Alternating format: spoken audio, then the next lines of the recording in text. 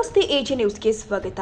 ಛತ್ರಪತಿ ಶಿವಾಜಿ ಮಹಾರಾಜರ 396ನೇ ಜಯಂತಿ ಅಂಗವಾಗಿ ಆಯೋಜನೆ ಮಾಡಲಾಗಿದ್ದ ಶೋಭಾಯಾತ್ರೆ ಹಾಗೂ ಬಹಿರಂಗ ಧರ್ಮಸಭೆ ಕಾರ್ಯಕ್ರಮಕ್ಕೆ ಸಂಬಂಧಪಟ್ಟಂತೆ ಹೈದರಾಬಾದ್ ಘೋಷ ಮಹಲ್ ಶಾಸಕ ಟಿ ರಾಜಸಿಂಗ್ ಅವರಿಗೆ ವಿಧಿಸಿದ್ದ ಜಿಲ್ಲೆ ಪ್ರವೇಶ ನಿರ್ಬಂಧವನ್ನು ಖಂಡಿಸಿ ವೀರ ಸಾವರ್ಕರ್ ಸೇನಾ ಹಾಗೂ ವಿವಿಧ ಹಿಂದೂಪರ ಸಂಘಟನೆಗಳ ಕಾರ್ಯಕರ್ತರು ಯಾದಗಿರಿ ಜಿಲ್ಲಾಧಿಕಾರಿಗಳ ಕಚೇರಿಗೆ ಮುತ್ತಿಗೆ ಹಾಕಿ ಪ್ರತಿಭಟನೆ ಮಾಡಿದ್ದಾರೆ. ನಗರದ ಗಾಂಧಿ ವೃತ್ತದಲ್ಲಿ ಮೇ 21ರಂದು ಶಿವಾಜಿ ಮಹಾರಾಜರ ಜಯಂತಿ ಕಾರ್ಯಕ್ರಮವನ್ನು ವಿಜೃಂಭಣೆಯಿಂದ ಆಚರಿಸಲು ಮುಂಚಿತವಾಗಿ ಅನುಮತಿ ಕೋರಲಾಗಿತ್ತು. ಆದರೆ ಮೊದಲಿಗೆ ಹತ್ತಿಗುಣಿ ರಸ್ತೆಯ ಮೂಲಕ ಮೆರವಣಿಗೆಗೆ ಅವಕಾಶ ಕೊಡಲು ನಿರಾಕರಿಸಿ ಬಳಿಕ ಬೇರೆ ಮಾರ್ಗದಲ್ಲಿ ಮೆರವಣಿಗೆ ನಡೆಸುವಂತೆ ಸೂಚಿಸಿ ಕಾರ್ಯಕ್ರಮವನ್ನು ಮುಂದೂಡಲಾಯಿತು ಅಂತ ಪ್ರತಿಭಟನಾಕಾರರು ಆರೋಪಿಸಿದರು. ಕಳೆದ 3 ವರ್ಷಗಳಿಂದ ಇದೇ ಮಾರ್ಗದಲ್ಲಿ ಯಾವುದೇ ಅಹಿತಕರ ಘಟನೆಗಳು ಇಲ್ಲದೆ ಶಾಂತಿಯುತವಾಗಿ ಮೆರವಣಿಗೆ ನಡೆಸಲಾಗಿದೆ. ಆದರೂ ಈ ಬಾರಿ ವಿವಿಧ ಕಾರಣಗಳನ್ನ ನೀಡಿ ಕಾರ್ಯಕ್ರಮಕ್ಕೆ ತೊಂದರೆ ಕೊಡಲಾಗಿದೆ ಅಂತ ಆಕ್ರೋಶ ವ್ಯಕ್ತಪಡಿಸಿದರು. ನಂತರ ಮೇ 21ರಂದು ಕಾರ್ಯಕ್ರಮ ಆಯೋಜನೆಗೆ ಮರು ಅರ್ಜಿಯನ್ನು ಸಲ್ಲಿಸಿದಾಗಲೂ ವಿಳಂಬ ಮಾಡಲಾಗಿದ್ದು ಜಿಲ್ಲಾಧಿಕಾರಿ ಕಚೇರಿ ಎದುರು ಪ್ರತಿಭಟನೆ ನಡೆಸಿದ ಬಳಿಕ ಕೇವಲ 2 ದಿನಗಳ ಮುಂಚಿತವಾಗಿ ಅನುಮತಿ ಕೊಡಲಾಗಿದೆ. ಇಷ್ಟು ಕಡಿಮೆ ಅವಧಿಯಲ್ಲಿ ವೇದಿಕೆ, ಪ್ರಚಾರ, ಅಲಂಕಾರ, ಧ್ವಜ ಮತ್ತು ಬ್ಯಾನರ್ ಸಿದ್ಧಪಡಿಸುವುದು ಸಾಧ್ಯವಾಗಲಿಲ್ಲ ಅಂತ ಸಂಘಟನೆ ಮುಖಂಡರು ದೂರಿದ್ದಾರೆ. ಇದೇ ವೇಳೆ ಕಾರ್ಯಕ್ರಮದ ಮುಖ್ಯ ಭಾಷಣಕಾರರು ಆಗಿರುವಂತಹ ಟಿ ರಾಜಸಿಂಗ್ ಅವರಿಗೆ ಜಿಲ್ಲೆ ಪ್ರವೇಶಕ್ಕೆ ನಿರ್ಬಂಧ ವಿಧಿಸಿರುವುದು ಅಸಂವಿಧಾನಿಕ ಕ್ರಮವಾಗಿದೆ ಅಂತ ಆರೋಪಿಸಿದರು. ಯಾವುದೇ ನೋಟಿಸ್ ಕೊಡದೆ ಹಾಗೂ ಅವರಿಂದ ಸ್ಪಷ್ಟನೆ ಪಡೆಯದೆ ನಿರ್ಬಂಧ ಹೇರಿರುವುದು ಸರಿಯಲ್ಲ ಎಂದಿದ್ದಾರೆ. ರಾಜಸಿಂಗ್ ವಿರುದ್ಧದ ಹಳೆಯ ಪ್ರಕರಣಗಳನ್ನು ಉಲ್ಲೇಖ ಮಾಡಿ ನಿರ್ಬಂಧ ಹೇರಲಾಗಿದೆ ಎನ್ನಲಾಗ್ತಾ ಇದೆ. ಆದರೆ 2017ರ ಪ್ರಕರಣದಲ್ಲಿ ನ್ಯಾಯಾಲಯವೇ ಅವರನ್ನ ನಿರ್ದೋಷಿ ಅಂತ ಬಿಡುಗಡೆ ಮಾಡಿದೆ. ಆದರೂ ಅದನ್ನೇ ಆಧಾರವನ್ನಾಗಿ ಮಾಡಿಕೊಂಡು ಕ್ರಮ ಕೈಗೊಂಡಿರುವುದು ಜಿಲ್ಲಾಡಳಿತದ ಏಕಪಕ್ಷೀಯ ನಿಲುವನ್ನ ತೋರಿಸುತ್ತೆ ಎಂದಿದ್ದಾರೆ. ಹೊಸ ಜಿಲ್ಲಾಧಿಕಾರಿಗಳು ಹಿಂದಿನ ಅಧಿಕಾರಿಗಳ ಲೋಪಗಳನ್ನು ಸರಿಪಡಿಸಿ ಹಿಂದೂ ಸಂಘಟನೆಗಳಿಗೆ ತಮ್ಮ ಧಾರ್ಮಿಕ ಹಾಗೂ ಸಾಂಸ್ಕೃತಿಕ ಕಾರ್ಯಕ್ರಮಗಳನ್ನು ಆಚರಿಸಲು ಅವಕಾಶ ಕಲ್ಪಿಸಬೇಕು ಅಂತ ಪ್ರತಿಭಟನಾಕಾರರು ಒತ್ತಾಯಿಸಿದ್ದಾರೆ. ನಾವು ವೀರ ಸಾವರ್ಕರ್ ಸೇನಾ ವತಿಯಿಂದ ಪ್ರತಿ ವರ್ಷದಂತೆ ಈ ವರ್ಷ 4ನೇ ಜಯಂತಿ ಹಮ್ಮಿಕೊಂಡಿದ್ದೀವಿ. ಮತ್ತು ಶೋಭಾಯಾತ್ರೆ ಇತ್ತು, ಸಮಾವೇಶನ ಇತ್ತು. ಎಲ್ಲ ಜಿಲ್ಲಾಡಳಿತ ಮತ್ತು ಪೊಲೀಸ್ ಇಲಾಖೆಯೂ ನಮಗೆ ಪರವಾನಗಿ ಕೊಟ್ಟಿತ್ತು, 2 ದಿವಸ ಇರ್ಲಕ್ಕ ಕೊಟ್ಟಿತ್ತು. ಆದ್ರೂ ಕೂಡ ನಾಳೆಗೆ ಆದಲ್ಲಕ್ಕ ರಾಜಸಿಂಗ್ ಅವರಿಗೆ ಬ್ಯಾನ್ ಮಾಡಿದರು. ರಾಜಸಿಂಗ್ ಅವರಿಗೆ ಬ್ಯಾನ್ ಮಾಡಿಸಲಕ್ಕ ನಾವು ಶೋಭಾಯಾತ್ರೆ ಕ್ಯಾನ್ಸಲ್ ಮಾಡಿದ್ವಿ. ಅವರು ಒಂದು ಸ್ಥಾನದಾಗಾರ, ಅವರು ಬ್ಯಾನ್ ಮಾಡೋಕ್ಕಾಗಿಯೂ ನಾವು ಶೋಭಾಯಾತ್ರೆ ಮಾಡಿದರೆ ನಾವು ಅವರು ರೆಪ್ಯುಟೇಷನ್ ಅಂತ ಇರ್ತದೆ, ಅವರು ಒಂದು ಶಾಸಕರು, ಅವ್ರದ್ದು ರೆಪ್ಯುಟೇಷನ್ ಅಂತ ಇರ್ತದೆ. ಹಂಗಾಗಿ ನಾವು ಶೋಭಾಯಾತ್ರೆ ನಾವು ಕ್ಯಾನ್ಸಲ್ ಮಾಡಿದ್ದೀವಿ. ಈಗ ಏನಾದ ಅದ್ರ ಸಲುವಾಗಿಯೇ ಜಿಲ್ಲಾಡಳಿತಕ್ಕೆ ಮತ್ತು SP ಸರ್ಗೆ ಅವರಿಗೆ ಮನವಿ ಮಾಡಕತ್ತೀವಿ. ರಾಜಸಿಂಗ್ ಅವ್ರಿಗೆ ಏನು ನಿರ್ಬಂಧ ಏರಿದ್ರಲ್ಲ, ಆ ನಿರ್ಬಂಧ ಏನಾದರೂ ವಾಪಸ್ ತೊಗೋಬೇಕು. ಮತ್ತು ಏನಾದಲ್ಲ ನಮಗೆ ಒಂದು ಡೇಟ್ ನಾವು ಇದು ಮಾಡ್ತೀವಿ, ಆ ಡೇಟಿಗೆ ಮತ್ತು ರಾಜಸಿಂಗ್ ಅವರಿಗೆ ನಾವು ಕಳಿಸ್ತೀವಿ. ಅದಕ್ಕೆ ಏನಾದ್ರು ಮನವಿ ಮಾಡೀವಿ ಆಲ್ರೆಡಿ. ಶೋಭಾಯಾತ್ರೆಗೆ ನಮಗೆ ಪರವಾನಗಿ ಕೊಟ್ಟರೆ ಅಂದರೆ ನಾವು ಶೋಭಾಯಾತ್ರೆನೂ ಮಾಡ್ತೀವಿ ಮತ್ತು ಪ್ರತಿಭಟನೆ ಮಾಡೀವಿ ಆಲ್ರೆಡಿ. ಮತ್ತು ಏನಾದಲ್ಲ ಅವರು ಒಂದು ಕೊಡಲಿಲ್ಲಪ್ಪ ಅಂದರೆ ಮತ್ತು ಯಾದಗಿರಿ ಬಂದು ಕರೆ ಕೊಡ್ತೀವಿ, ದೊಡ್ಡ ಹೋರಾಟ ಮಾಡ್ತೀವಿ. ಸರ್ಕಾರ ನಮ್ಮ ಹಿಂದೂಗಳ ಭಾವನೆಗೆ ಧಕ್ಕೆ ತಂದಿದೆ. ಏನು ಪ್ರತಿ ವರ್ಷವೂ ವೀರ ಸಾವರ್ಕರ್ ಸೇನಾ ವತಿಯಿಂದ ಛತ್ರಪತಿ ಶಿವಾಜಿ ಮಹಾರಾಜರ ಜಯಂತ್ಯೋತ್ಸವ ಆಚರಣೆ ಮಾಡಲಾಗ್ತಿತ್ತು.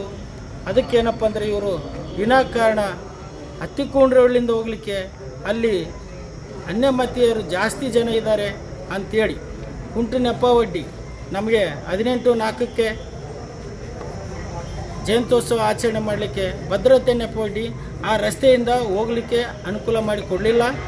ಮತ್ತೆ ತಿರ್ಗಾ 21/5ಕ್ಕೆ ನಾವು ಫಿಕ್ಸ್ ಮಾಡ್ಕೊಂಡಿದ್ವಿ.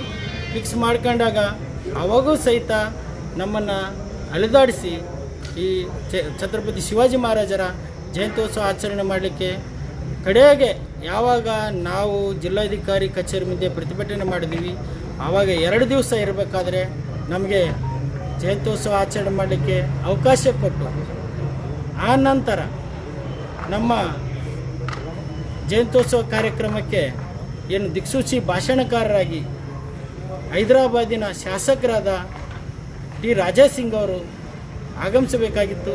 ಅವರಿಗೆ ಜಿಲ್ಲಾಡಳಿತ ಒಬ್ಬ ಶಾಸಕರನ್ನೋದು ಕನಿಷ್ಠ ಈ ಸರ್ಕಾರ ಗೌರವ ಕೊಡದೇನೆ ಅವ್ರನ್ನ ಯಾದಗಿರಿ ಜಿಲ್ಲೆಯಿಂದ 1 ತಿಂಗಳ ಬ್ಯಾನ್ ಮಾಡುವ ಮುಖಾಂತರ ನಮ್ಮ ಜಯಂತ್ಯೋತ್ಸವವನ್ನು ಕುತಂತ್ರದಿಂದ ತಡೆದಿದ್ದಾರೆ. ಅದಕ್ಕೋಸ್ಕರ ನಾನು ಇವತ್ತಿನ ದಿನ ಈ ಸರ್ಕಾರಕ್ಕೆ ಎಚ್ಚರಿಕೆ ಕೊಡ್ತಾ ಇದ್ದೀನಿ. ಈ ಸರ್ಕಾರ ಏನಿದೆ ಇದು ಸಿದ್ದರಾಮಯ್ಯನ ಸರ್ಕಾರ, ಕಾಂಗ್ರೆಸ್ ಸರ್ಕಾರ ಅಲ್ಲ. ಇದು ಔರಂಗಜೇಬನ ಸರ್ಕಾರ ಇದೆ. ಇದು ಹಿಂದೂಗಳ ಭಾವನೆಗೆ ಯಾವುದೇ ರೀತಿ ಮರ್ಯಾದೆ ಕೊಡ್ತಾ ಇಲ್ಲ, ಯಾವುದೇ ರೀತಿ ಗೌರವ ಕೊಡ್ತಾ ಇಲ್ಲ. ಇದನ್ನು ಖಂಡಿಸ್ತೇವೆ. ನೀವೇನು ಮಾಡ್ತೀರಾ ಮಾಡಿ, ನಾವು ಯಾವುದೇ ಕಾರಣಕ್ಕೂ ಈ ಯಾದಗಿರಿ ಜಿಲ್ಲೆಯಲ್ಲಿ ಛತ್ರಪತಿ ಶಿವಾಜಿ ಮಹಾರಾಜರ ಜಯಂತ್ಯೋತ್ಸವವನ್ನು ಮಾಡೇ ಮಾಡ್ತೇವೆ. ಆಮೇಲೆ ಇವರಿಗೆ ಈ ಸರ್ಕಾರಕ್ಕೆ ತಾಕತ್ತಿದ್ರೆ, ದಮ್ಮಿದ್ರೆ, ಏನು ಹೈಕೋರ್ಟು ಸುಪ್ರೀಂ ಕೋರ್ಟ್ ಏನು ಆದೇಶ ಮಾಡಿದೆ ಮಸೀದಿಗಳ ಮೇಲೆ, ಏನು ಲೌಡ್ ಸ್ಪೀಕರ್ ಬಗ್ಗೆ ಏನು 30ರಿಂದ 40 ಡಿಸೆಬಲ್ ಸೌಂಡ್ ಇಡಬೇಕಂತಿದೆ ಏನು ರೂಲ್ ಇದೆ. ಆಮೇಲೆ ಆ ರೂಲ್ನ ಪರಿಸರ ಮಾಲಿನ್ಯ ಗೈಡ್ಲೈನ್ಸ್ ರೂಲ್ನ ಇವರು ತಾಕತ್ತಿದ್ರೆ ಆ ಲೌಡ್ ಸ್ಪೀಕರ್ಗಳನ್ನ ತೆಗೆಸಿ ಇವರು ಸರ್ವರಿಗೂ ಒಂದೇ ನ್ಯಾಯ ಅಂತೇಳಿ ಪ್ರೂವ್ ಮಾಡಲಿ ಅಂತೇಳಿ ಈ ಸರ್ಕಾರಕ್ಕೆ ನಾನು ಹಿಂದೂ ಸಂಘಟನೆ ಛತ್ರಪತಿ ಶಿವಾಜಿ ಮಹಾರಾಜ ಸೇನಾ ಅಧ್ಯಕ್ಷ ಪರಶುರಾಮ್ ಶೇಗರ್ಕರ್ ಇವತ್ತು ಸರ್ಕಾರಕ್ಕೆ ನೇರವಾಗಿ ಜಿಲ್ಲಾಡಳಿತಕ್ಕೆ ನಾನು ಪೊಲೀಸ್ ಇಲಾಖೆಗೆ ಚಾಲೆಂಜ್ ಮಾಡ್ತಾ ಇದ್ದೇನೆ ತಮ್ಮ ಮೂಲಕ. ಧನ್ಯವಾದ. ಕಾರ್ಯಕರ್ತನಾಗಿ ನಾನು 4-5 ಅಂಶನ ಹೇಳಲಿಕ್ಕೆ ಇಷ್ಟಪಡ್ತೇನೆ. ಜಿಲ್ಲಾ ಕಾರ್ಯಾಲಯದಿಂದ ಏನು ವರದಿ ಬಂದಿದೆ ಅದರಲ್ಲಿ 4-5 ಪಾಯಿಂಟ್ಸ್ ಇದ್ದಾವೆ, ಅದನ್ನು ಮೆನ್ಷನ್ ಮಾಡಲಿಕ್ಕೆ ಇಷ್ಟಪಡ್ತೀನಿ. ಫಸ್ಟು ಅದರಲ್ಲಿ ಪಾಯಿಂಟ್ ಮೆನ್ಷನ್ ಮಾಡಿರೋದು 1986 ಯಾವುದೋ ಒಂದು ಘಟನೆ ನಡೆದಿರುತ್ತೆ. ಏನು ಯಾವುದೋ ಒಂದು ಇದು ನಮ್ಮ ಯಾದಗಿರಿ ಗುಡ್ಡದ ಮೇಲೆ ಒಂದು ಕೋಣೆ ಇರುತ್ತೆ, ಆ ಕೋಣೆಗೆ ಯಾರೋ ಸುಣ್ಣ ಹೊಡೆದಿರ್ತಾರಂತೆ. ಆ ಸುಣ್ಣ ಹೊಡೆದಿರೋ ಪಾಯಿಂಟ್ನ ಮೆನ್ಷನ್ ಮಾಡಿದ್ದಾರೆ. ಇಲ್ಲಿ ಬಂದಿರತಕ್ಕಂಥ ಕಾರ್ಯಕರ್ತರಲ್ಲಿ ಎಷ್ಟೊಂದು ಜನ ನಾವು ಇನ್ನೂ ಹುಟ್ಟೇ ಇರಲಿಲ್ಲ ಆವಾಗಿಂದು. ನಾವು ಇವಾಗ ಕಾರ್ಯಕ್ರಮ ಮಾಡ್ತಿದ್ವಿ, ಆ ಪಾಯಿಂಟ್ನ ಮೆನ್ಷನ್ ಮಾಡಿದ್ದಾರೆ. ಎರಡನೇ ಪಾಯಿಂಟು 2013ರಲ್ಲಿ ಅದು ದುರ್ಗಾ ಭವಾನಿ ಟೆಂಪಲ್ ಮೇಲೆ ಜೆಂಡಾ ಹಾರಿಸಿರ್ತಾರೆ, ಆ ಪಾಯಿಂಟ್ ಮೆನ್ಷನ್ ಮಾಡಿದ್ದಾರೆ. ಅದಾದಮೇಲೆ 2017ರಲ್ಲಿ ರಾಜಾ ಸಿಂಗ್ ಅವ್ರು ಬಂದಿರ್ತಾರೆ ಯಾದಗಿರಿಗೆ ಹಿಂದೂ ಸಮಾವೇಶಕ್ಕೆ, ಅವ್ರು ಮಾತಾಡಿರೋ ಪಾಯಿಂಟ್ಸ್ ಮೆನ್ಷನ್ ಮಾಡಿದ್ದಾರೆ. ಅದಾದಮೇಲೆ 4ನೇ ಪಾಯಿಂಟ್ ಏನಂತಂದರೆ, ನಾವು 18ನೇ ತಾರೀಕು ಪರ್ಮಿಷನ್ ತೊಗೊಂಡಿರ್ತೀವಿ, ಇದೇ ತಿಂಗಳು 18ನೇ ತಾರೀಕು ಅಂದರೆ ಮೇ 18ನೇ ತಾರೀಕು ಪರ್ಮಿಷನ್ ಕೊಟ್ಟಿದ್ದಾರೆ ನಮಗೆ. ಈ ಪರ್ಮಿಷನ್ ಇಸ್ಕೊಳ್ಳೋಕ್ಕೆ ನಾವು ಸುಮಾರು 2 ತಿಂಗಳ ಕಾಲ SP ಆಫೀಸಿಗೆ ಅಲ್ದಾಡಿದ್ದೀವಿ, DC ಆಫೀಸಿಗೆ ಕೂಡ ಅಲ್ದಾಡಿದ್ದೀವಿ. ಅದಾದಮೇಲೆ ಗುಪ್ತಚರ ಇಲಾಖೆಯವರು ಅವರಿಗೆ ರಿಪೋರ್ಟ್ ಬಂದಿರೋ ಪ್ರಕಾರ 20ನೇ ತಾರೀಕು ರಾಜಾ ಸಿಂಗ್ ಅವರೇ ಗೆಸ್ಟ್ ಅಂತ ಮೆನ್ಷನ್ ಮಾಡಿದ್ದಾರೆ ರಿಪೋರ್ಟಲ್ಲಿ.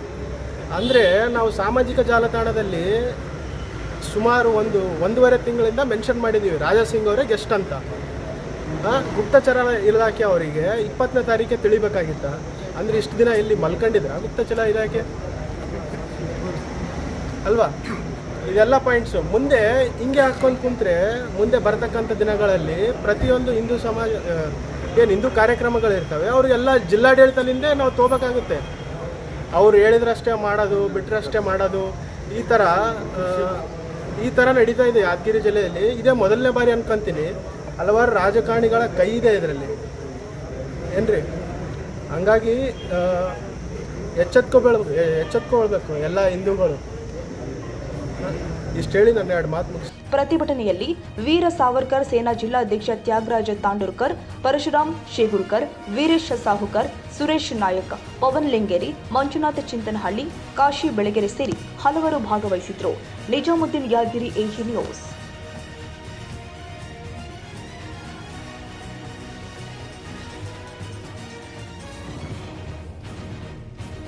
ಕನ್ನಡಿಗರ ಮೆಚ್ಚಿನ ನಿಮ್ಮ AJ 24/7 ನ್ಯೂಸ್ ಕನ್ನಡ ವಾಹಿನಿ ಇದೀಗ ಟಿವಿಯಲ್ಲಿ ಲಭ್ಯ. ಒಂದು ವೇಳೆ ನೋಟಿಸ್ ಕೊಟ್ಟಿದ್ರೆ ವಾಪಸ್ ತಗೋತೀವಿ. ಇವತ್ತು ವಕ್ಫ್ ಪ್ರಾಪರ್ಟಿ ಅಂತೇಳಿ ಬರ್ತದೆ ಅಂತ ಹೇಳಿದ್ರೆ ರೈತರು ಬೀದಿಗೆ ಬದಲು ಏನು ಮಾಡಬೇಕಾಗುತ್ತೆ? ಯಾರು ವೋಟ್ ಹಾಕಿಲ್ಲ ಅಂದ್ರೆ ಗ್ಯಾರಂಟಿನೆಲ್ಲ ಸ್ಟಾಪ್ ಮಾಡ್ಬಿಡ್ತೀವಿ.